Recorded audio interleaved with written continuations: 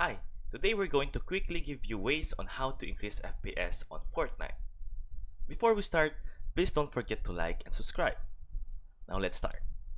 First thing we need to do is to press Windows plus R and use the command as follows. System Properties Performance.exe and simply press Adjust for Best Performance. Click Apply and then OK. Next step for us to increase our FPS is go to Personalize, and in background, simply choose between picture or solid color. Avoid using slideshow because it eats up FPS. So using solid color and picture can drastically increase our FPS. Next way for us to increase FPS is simply go to Control Panels, uninstall program, and look for apps that we don't use anymore.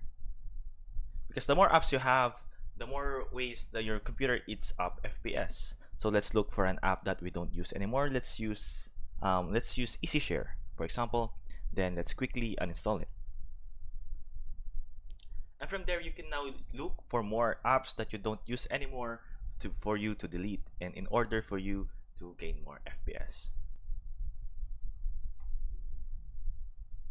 Next way is to go to Settings, press Gaming, turn off game bar, and then go to game mode, turn it on, and simply go to the graphics settings and turn hardware accelerated GPU off. Next way is to search up services on Windows, and then as you can see here are all the running services that is currently going on in our computer. Look for things or look for applications or services that we are not currently using. Let's give the example wallet service, because I don't have any wallet service that I'm currently using. Click apply and then click OK. And from there, we can also look for more apps that we're currently not using and quickly disable it for it to help us or to help our computer gain more FPS.